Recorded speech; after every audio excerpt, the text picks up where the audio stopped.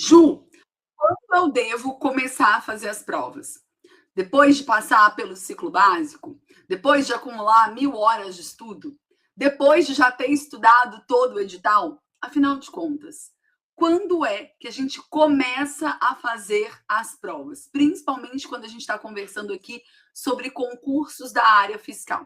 Essa é uma pergunta que eu recebo muito, tanto dos meus alunos, dos meus mentorados, quanto no meu direct, quanto em comentários em vídeo. Então vamos lá, vamos desmistificar esse negócio. Vamos entender de uma vez por todas quando compensa e quando não compensa começar a fazer as provas. Se você está chegando agora, se você ainda não me conhece, seja muito bem-vindo, seja muito bem-vinda. Meu nome é Juliana Ávila, sou auditora fiscal aqui na Secretaria de Fazenda do Estado de São Paulo. Sou também mentora de concursos públicos.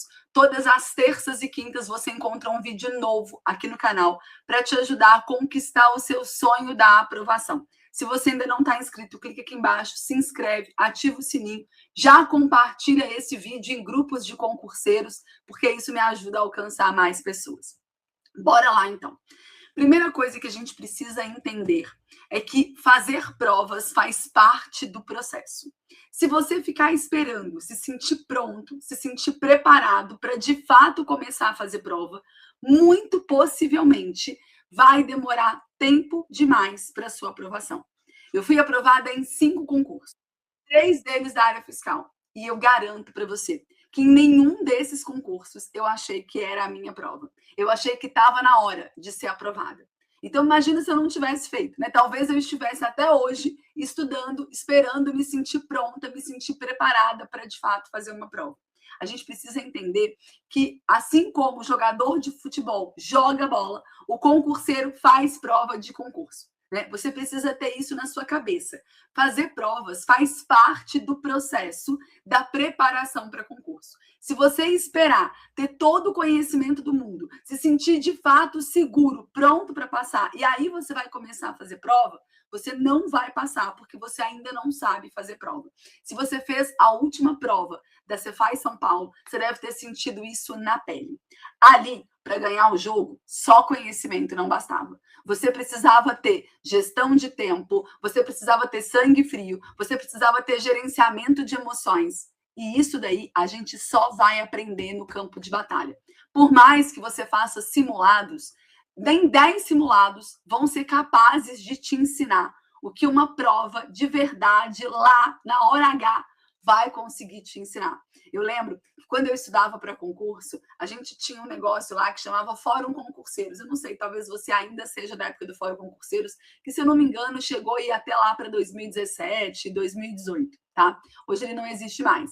Então, naquela época, a gente tinha um Fórum Concurseiros que reunia ali concurseiros e concursados.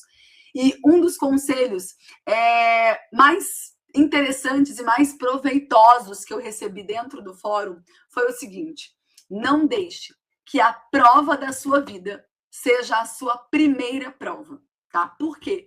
Porque, cara, fazer uma prova, principalmente fazer uma prova da área fiscal, é realmente uma coisa que abala as estruturas, né? A gente está falando de muito conhecimento, de muitas questões, de uma prova de alto nível de complexidade, às vezes uma prova que dura muitas horas, então o cansaço começa a bater, você começa a não se concentrar mais, vem aquele nervosismo, sem contar que uma prova, quanto mais você estuda, maior é o peso que você leva para essa prova. Não só o peso de conhecimento, mas também aquele peso de pressão, de achar que agora eu tenho que passar, que agora eu preciso passar nesse concurso, ou senão eu não sou capaz. E tudo isso atrapalha demais. A gente só vai aprendendo a lidar com tudo isso, com a questão emocional, como é que a gente vai fazer as revisões, porque às vezes a gente sabe, né, tudo ali, só que chega na hora da prova, a gente perde aquela fórmula, esquece aonde aloca aquela conta, e aí acaba errando uma questão de bobeira, que no dia a dia, como você estava fazendo uma bateria de questões, às vezes você não errava. Tá? Então, esse conhecimento, essa vivência de prova, ela também é muito importante. E nesse momento, eu quero que você entenda que existem 2 formas da gente encarar uma prova de concurso público, tá? A gente pode ir lá fazer a prova, esperando passar naquela prova, e para isso a gente fez uma preparação para ela, a gente estudou as matérias específicas, as matérias de maior peso, a gente realmente empregou tempo e energia para aquela prova. E aí, realmente, nem sempre vai compensar fazer, tá? Por quê? Porque se você vai pulando de edital em edital, você vai fazendo o que eu costumo chamar de casinha de palha. Por quê? Porque uma preparação de pós-edital, ela é diferente da preparação de pré-edital. A gente precisa o quê? Maximizar os lucros, né? Os rendimentos. Então, o que a gente faz? A gente se concentra mais naquelas matérias de maior peso, a gente faz menos revisões, até porque você vai precisar reter o conteúdo, né? O conhecimento, por um tempo menor, por 2, 3 meses até a data da prova. A gente resolve menos questões, ou seja, a gente perde um pouco na questão da compreensão, da memorização, para ganhar em termos de varredura de conteúdos. Né? Para ver mais coisas em menos tempo, eu acabo vendo o quê? Um pouco mais superficialmente aqueles temas, tá? Então, assim, esse esforço que a gente faz no pós-edital, ele é muito válido, ele é muito importante, ele precisa ser feito. Só que se eu só faço esse tipo de estudo, se eu estou sempre emendando um pós-edital no outro, o que acontece? A minha base, ela vai ficando capenga. É como se eu fosse construindo de verdade uma casinha de palha. E aí eu não consigo aproveitar o estudo de um concurso para o outro, né? Porque o que acontece? Num concurso, como eu fiz um estudo meia boca, como eu fiz menos questões, como eu não fiz muitas revisões, como eu estava estudando legislação tributária antes de ter visto todo o direito tributário, eu não tenho uma compreensão mais aprofundada. E aí, quando eu vou para a próxima prova, eu preciso olhar aquele negócio de novo. Porque não foi um assunto que realmente ficou solidificado, sabe? É um assunto que eu entendi que para a prova eu consegui acertar algumas questões, mas que se eu não voltar e eu não estudar de novo, dali a um mês para outra prova, eu já não sei mais resolver aquelas questões. Então, quando a gente vai emendando um pós-edital no outro, essa base ela vai ficando muito comprometida. Em algum momento, de preferência no início da sua preparação, se você não quer perder tempo, parar. E você vai precisar construir essa base, né? E aí você pode me perguntar, Ju, então eu espero terminar todo o edital para começar a fazer prova? Não, também não é legal. Primeiro porque, assim, ó, eu fui aprovada nesses concursos e eu nunca fechei um edital. Eu nunca terminei, por exemplo, direito constitucional, direito administrativo, as matérias de exatas, auditoria. Essas matérias foram matérias que eu estudei, alguns assuntos muito bem estudados, mas outros não foram estudados, outros foram estudados de forma superficial só para um pós-edital, e isso não me impediu de ser aprovada. Mas o que acontece? A base, aquele núcleo, ele estava bem consolidado. Aquilo que eu tinha estudado de contabilidade, de direito tributário, aquilo ali estava forte, né, de português, aquilo ali me ajudava a acertar as questões. As minhas notas eram boas naqueles conteúdos. E isso me ajudou, então, a conquistar as minhas aprovações. Então, a gente precisa achar um termo ótimo, tá? Nem é esperar terminar o edital, porque provavelmente, se você estiver estudando do jeito certo, com estratégia, com eficiência, você vai conseguir passar antes de terminar um edital para a área fiscal, mas também não é ir pulando de edital em edital. E aí, o que a gente tem aqui, né? A gente pode e deve fazer muitas provas da mesma forma que o aluno do primeiro ano, ele faz o Enem. Você já reparou? Talvez você tenha feito isso, né? Eu não fiz Enem na minha época, ainda era vestibular tradicional, mas talvez você tenha feito isso. Hoje em dia, os alunos no 9º ano, no primeiro ano do ensino médio, eles já começam a fazer o Enem. Para quê? Eles querem passar no Enem? Não, eles nem podem. Eles não estão ali no Enem estudando a matéria do terceiro. Eles estão ali fazendo o Enem, primeiro, para verificar o conhecimento que ele adquiriu até aquele momento, se aquilo que foi estudado está bem, ele consegue acertar as questões, e ele vai lá para treinar Enem, para aprender a fazer prova, para bolar a estratégia dele, para controlar as emoções, para aprender como é que é estar em campo na hora do jogo. Então, isso sempre vale a pena. Vai ter uma prova da área fiscal na sua cidade, no seu estado, você tem disponibilidade de viajar para ir fazer a prova? Poxa, vai fazer a prova. É uma grande experiência, uma grande vivência. Mas não desfoca do que você está fazendo. Eu estou aqui estudando o meu plano do ciclo básico, eu estou aqui estudando português, matemática financeira, direito constitucional, administrativo, direito tributário, contabilidade. Cara, continua estudando essas matérias. Vai lá para aprender a fazer prova e para testar os seus conhecimentos nessas matérias. Isso é muito importante. Aí, nesse caso, sempre vale a pena. Claro que vale a pena você fazer provas da área fiscal, né? Não vai perder tempo fazendo prova de uma área que não tem nada a ver com a sua. E também, nesse momento onde a gente está tendo muitas provas da área fiscal, a gente precisa pensar também no gasto envolvido nesse processo, né? No gasto com viagem, com inscrição de concurso, no tempo, porque, afinal de contas, só fazer a prova não resolve, tá? A gente precisa, sim, ir lá, fazer a prova, mas é importante que depois dessa prova você faça uma análise, um relatório do que aconteceu. Eu gosto de chamar esse relatório de debriefing, tá? Por que debriefing, né? Porque é aquela missão que a gente faz, o relatório que a gente faz, uma análise, depois de concluída uma missão. Então, eu voltei da prova, o que eu faço? Faço meu debriefing. Para quê? Para eu entender, né? Como é que foi? Como é que eu estava na semana da prova? Como é que foi o meu resultado? Eu costumo dizer que você errar questões de assuntos que você ainda não estudou, tá tudo certo, tá válido.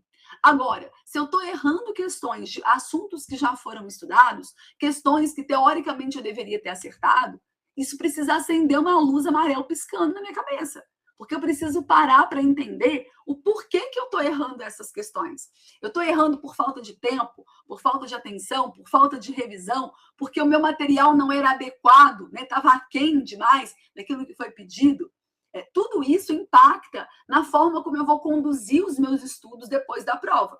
Então, se você só vai, faz a prova e muito mal corrige o gabarito, você não está aprendendo com essa prova. E aí não vale nada. Tá? Então, é importante fazer prova, desde que depois você gaste um tempo analisando aquela prova.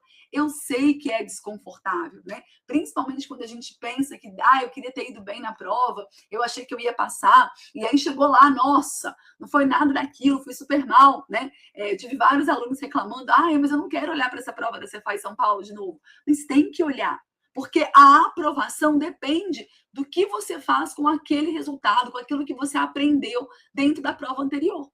Porque se você volta e continua estudando do mesmo jeito, o que vai acontecer? Você vai ter o mesmo resultado. Gente, concurso público não é fila. Não basta ficar estudando que uma hora vai chegar a sua vez, não vai. Se você estiver estudando errado, você não está caminhando em direção à sua aprovação. Pensa comigo, tá? O caminho, a jornada rumo à aprovação, não é uma linha reta do ponto A ao ponto B, que basta eu começar a andar que uma hora eu chego lá. Não é assim.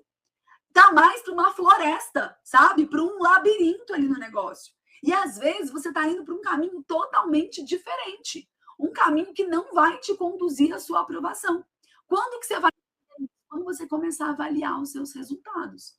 Se você está fazendo prova e está errando questões de conteúdos que você já estudou, tem coisa errada nesse negócio. E se você não parar e corrigir esse erro, é igual uma piscina furada. Você está lá enchendo a piscina e está perdendo a água. Você está lá gastando tempo, gastando energia, estudando o conteúdo, mas esse conteúdo ele não está sendo revertido em questões acertadas na hora da prova. Quando é que você vai passar? Nunca. Ou vai demorar tempo demais. Então, é óbvio que existe um tempo para isso, um tempo para você viajar, para ir lá, fazer a prova, voltar, fazer o debriefing. Então, não dá para fazer prova todo mês, por exemplo, né? Porque senão a gente fica perdendo muito tempo e muito dinheiro nesse processo. Mas é importante fazer provas para você já ir pegando o jeito, tá? O que eu recomendo? Quando começar a fazer provas como treineiro, tá? Quando você já tiver pelo menos ali da metade para frente do ciclo básico. Quando você já tiver visto pelo menos ali os primeiros 10 conteúdos de tributário, já estiver finalizando contabilidade geral, começando ali contabilidade de curso, contabilidade avançada, já tiver visto uma boa parte de português, de constitucional, de administrativo, da parte de exatas, aí está na hora de verdade de começar a fazer prova como treineiro. Ju, e quando é que eu começo a fazer prova para valer? Encarar a reta final. Aí, o ideal é que você tenha pelo menos terminado aquelas matérias de maior peso, tá? Então, que você tenha pelo menos terminado todo o direito tributário, muito próximo de terminar ou de preferência já terminada a parte da reforma tributária, tenha terminado contabilidade geral avançada e de custos, ou tenha terminado a geral e esteja próximo de terminar contabilidade avançada e contabilidade de custos, que você já tenha visto ali pelo menos aqueles assuntos mais cobrados de constitucional e de administrativo, tenha visto a maior parte de português e esteja com um bom percentual de acerto, já tenha visto pelo menos toda a matemática financeira ou toda a estatística, caso você tenha começado por uma por outra, já tenha visto alguma coisa de auditoria. Aí sim, começa a hora da gente pensar em fazer prova. Por quê? Porque a legislação tributária é uma matéria que normalmente a gente vai ver depois que a gente decidir que vai fazer aquele concurso, né? Ah, eu decidi fazer aquela prova, é um concurso que já está em foco, que já estão falando dele, aí eu começo a estudar. Ninguém vai começar a estudar, por exemplo, a legislação tributária da Bahia. Olha, não tem nem banca definida, a gente nem sabe quando esse concurso vai acontecer. Não é um momento ainda, a menos que você fale, eu só quero a Bahia. Para mim, só serve você faz Bahia, não serve mais nenhuma outra. Aí tudo bem. Mas se não for o caso, como a gente não sabe quando esse concurso vai acontecer, não é a hora ainda de estudar a legislação tributária da Bahia. Vai estudar outras coisas, né? Já estudei um pouco de TI, já tenho uma boa base, TI está sendo muito cobrado. É uma matéria muito desafiadora para a gente que é da área fiscal. Por quê? Porque apesar de estar sendo sempre cobrado e com peso alto nos concursos, mas a cada prova TI vem de um jeito, né? Às vezes vem mais a parte de dados ali, de fluência de dados, para você interpretar, para você o uso do dia a dia.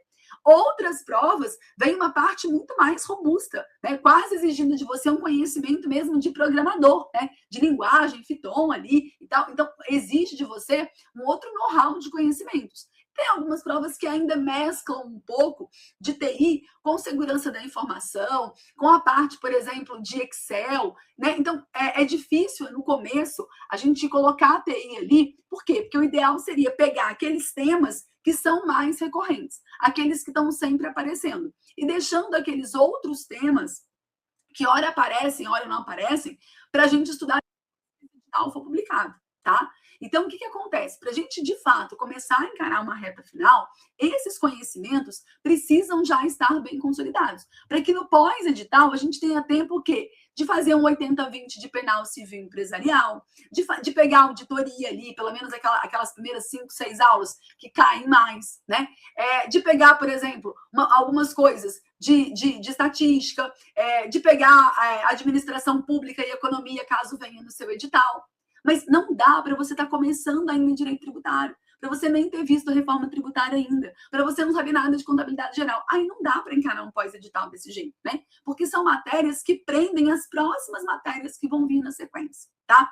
Então, coloca isso na sua cabeça como uma regra prática para você saber qual é a melhor hora de fazer concurso. Primeiro, esquece esse negócio de que vou estudar tudo primeiro e só então vou começar a fazer prova. Por quê? Porque você precisa do conhecimento, da experiência de prova para conseguir passar em concurso público. Tá? Então, se você esperar ter todo o conhecimento para começar a fazer prova, provavelmente você vai ser reprovado, não por falta de conhecimento, mas por falta de habilidade, de treino ali, do dia a dia de fazer prova mesmo. Então, entenda que fazer prova, ser reprovado, faz parte do processo de aprovação e está tudo certo.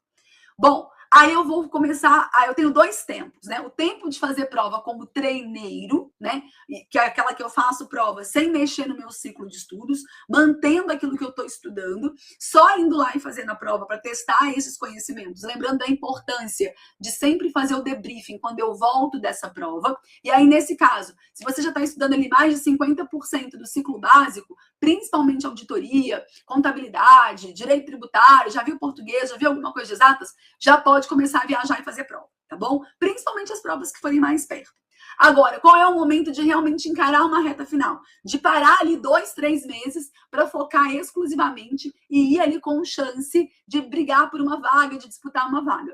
Aí precisa já ter avançado um pouco mais. Precisa ter concluído, pelo menos, aquelas matérias de maior peso. Precisa ter visto todo o direito tributário, toda a reforma, ter visto contabilidade geral, pelo menos uma boa parte de avançada aí de custos. Precisa já ter um bom conhecimento de português, ter um bom conhecimento de exatas, já ter visto alguma coisa, pelo menos o básico, né? Aquilo que é sempre cobrado em todos os concursos de TI, para daí sim conseguir pegar naquele tempo de pós-edital ali.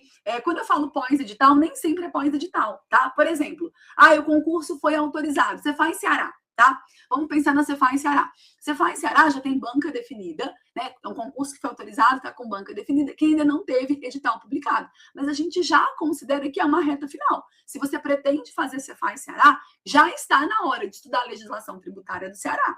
Tá? Não vai deixar esperar publicar o edital para aí você correr atrás, que provavelmente não vai dar tempo, tá certo? Agora, quando eu falo reta final, é isso. Nem sempre é a publicação do edital. Às vezes, quando a gente já está nesse preparativo, que a gente já tem certeza que o edital vai ser publicado, a gente já considera que a gente está em reta final. E aí é o momento ali de focar nesse concurso, tá bom? Aí, nesse caso, você já precisa ter acumulado um pouco mais de conhecimento para fazer isso. Eu sei que estudar de pré-edital é chato, né? É muito chato você ficar estudando sem saber quando você vai fazer uma prova. A tendência da gente procrastinar é muito maior, porque no pós-edital, né, a gente sabe que cada dia é um dia a menos, né? A gente, cara, você fala, meu, não eu não vou sair com ninguém, não me pede mais nada, né? Eu começo a atrasar os meus projetos, as minhas coisas, para focar mais na prova. Por quê? Porque eu sei que é um prazo que tem tempo para começar e para terminar, é um prazo finito. Quando eu estou estudando de pré-edital, eu não sei, né, quanto tempo vai durar isso. E aí a gente fala, tudo bem, se eu não estudar muito hoje, amanhã eu compenso, ainda não tem edital mesmo, e a gente vai meio que empurrando com a barriga, tá? Mas olha, para a área fiscal, você vai ter que estudar de pré-edital. Se você ficar pulando de edital para edital, eu garanto para você que a chance de você ser aprovado é muito pequena. Tá? Justamente por essa falta de construção de base. As provas, elas estão a cada dia mais exigentes, né? Afinal de contas, quem não quer ganhar um salário de 20, 30, 40 mil reais, ter uma carreira de sucesso, valorização profissional, ter a oportunidade de trabalhar em home office, pelo menos depois do estágio probatório, quem não quer essa vida? Todo mundo quer, né? Então é óbvio que o nível das provas vai sendo cada vez maior. E que a gente precisa o quê? Se adequar para isso. Não adianta ficar reclamando, nossa, que prova difícil, ai meu Deus, nossa, assim, não adianta. O negócio é você realmente se adequar para isso, tá? E fazer prova é muito importante. Entende isso? Fazer prova, ser reprovado, vai fazer parte do seu processo. E tá tudo certo. Todo concursado é um concurseiro que não desistiu.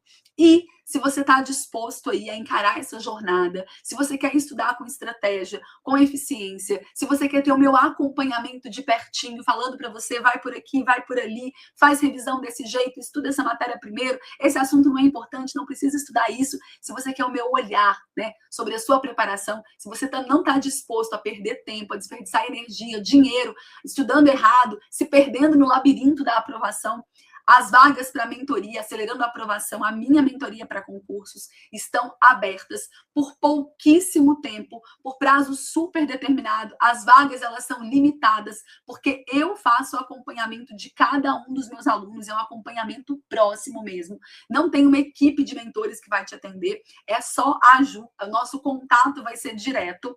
Então, aproveita, clica aqui embaixo, se inscreve para a mentoria, já estou te esperando, os alunos que estão entrando já estão fazendo teste de nivelamento, já estão fazendo a sessão mapa, já estão recebendo os planos de estudo. Vem comigo, vem estudar, vamos juntos aí nessa jornada da aprovação. Estamos vivendo a época de ouro da área fiscal. Gente, olha só, vocês estão escutando?